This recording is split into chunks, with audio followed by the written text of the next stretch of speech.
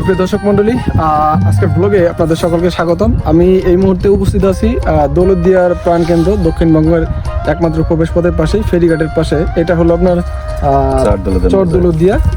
চর দৌলতদিয়া মৌজার 5 নং ওয়ার্ডের মধ্যেই পড়ছে। এখানে বেশ কিছুদিন যাবত আপনারা দেখতে পাচ্ছেন যে লাভজনক টমেটো চাষ এবং বিভিন্ন রকম যে চাষাবাদগুলো আছে জীবিকা নির্বাহের জন্য, এখানে মূলত কৃষিকাজ বেছে নিয়েছেন যারা। তাদের মধ্যে অন্যতম কাকা, আপনার নাম? মোহাম্মদ শহীদুল ইসলাম কাকা এই চরকোনা মধ্যে প্রথম মালচিং পদ্ধতিতে যে জালগুলো আছে এবং মাচা পদ্ধতিতে প্রথম টমেটো চাষ করেছিলেন। আর কাকার সাথে কথা বলবো। কাকা ভালো আছেন?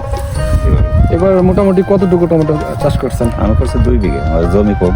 আচ্ছা, এই যে এই চরাঞ্চলে আপনার নামটা বেশি শোনা যায়, যে এই চরাঞ্চলের মধ্যে মোটামুটি আপনি প্রথম এই মালচিং পদ্ধতি আমি এই সর্বপ্রথম আছি মালচিং পদ্ধতি, এবং যে এই বাটন জাংলা পদ্ধতি আমি আনছি।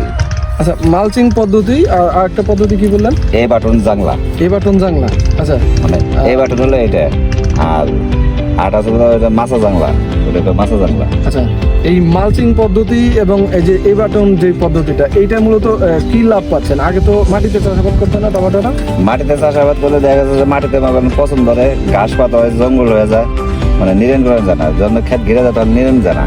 আর এগুলো একবারে ঝরঝরা, টমেটো চাই রয়েছে, যে কটা টমেটো আছে চাই রয়েছে, হাওয়া বাতাস, আলো বাতাস সবকিছুই পাইতেছে। ফলন কি ওটাই বেশি না এটাই বেশি? অনেক ফলন এটাই বেশি।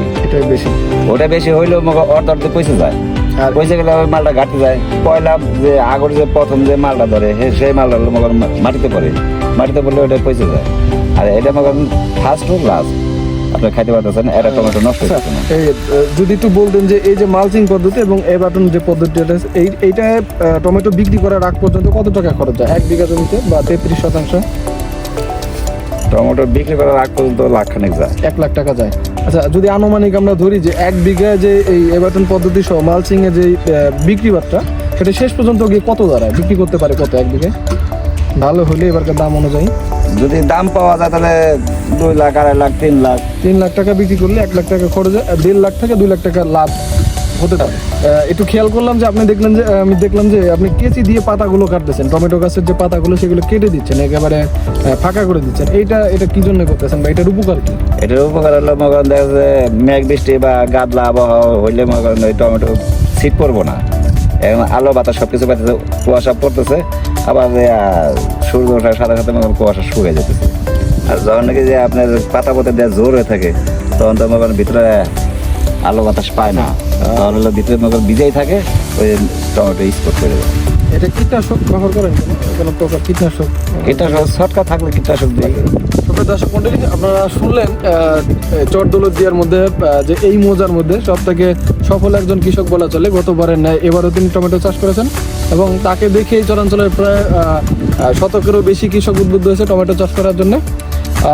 এই মুহূর্তে আমি যেটা শুনলাম এবং যেটা শেয়ার করবো সেটা হলো যে এই মালচিং পদ্ধতির এবাটন যে পদ্ধতিটা, সেটা অনুসরণ করলে আপনার যে টমেটোগুলো প্রথম থেকে যেটা হবে, যে ফলনগুলো আসবে, সেটা যে ক্ষতি সাধন যেটা হয় সেই ক্ষতিগুলো হবে না। এবং আগাম যে ফসলগুলো আছে, আপনারা ইতিমধ্যে জানেন যে আগাম যে ফসলগুলো ছিল টমেটো, যে প্রথম থেকে যেগুলো টমেটো উঠছে সেগুলোর অনেক দাম, প্রায় শতকের ঘরের থেকেও একটু বেশি থাকে, সেইগুলো পাবেন। এবং এই মালচিং পদ্ধতির ফলে টমেটোগুলো যে প্রত্যেকটা টমেটো মোটামুটি ঘাস থাকলে পারে এই টমেটোগুলো নিচে দাগ থেকে যায়, বাজারে সেগুলো আসলে মাথার হিসাবে বিক্রি করা যায় না, সেগুলো থেকে নিস্তার পাওয়া যায়।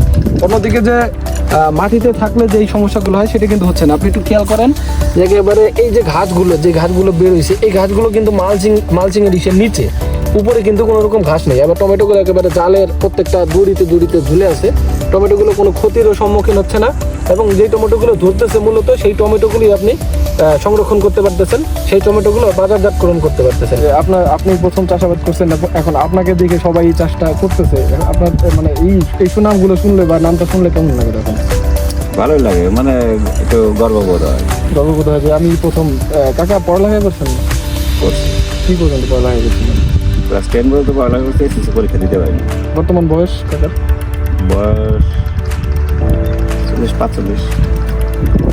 তো দর্শক মন্ডলী শুনলেন একটা সফলতার গল্পই মূলত এই চরাঞ্চলের বলা চলে যে একটি অন্দর দেশে যেমন আয়না বিক্রি করে সেই রকমই যে কাকা এই চরাঞ্চলের মানুষ যখন আসলে চোখ ফুটেনি বা এই চাষাবাদের মধ্যে যারা জানছিল না, কাকা একমাত্র প্রথম এই চাষাবাদগুলোর দিকে অগ্রসর হয় এবং ঝুঁকি নিয়ে অগ্রসর হলেও এখন মূলত এই চরাঞ্চলের প্রত্যেকটা কৃষককে দিয়ে দেখে উদ্বুদ্ধ এবং প্রত্যেকটা কৃষকই এটা ফলো করতেছেন।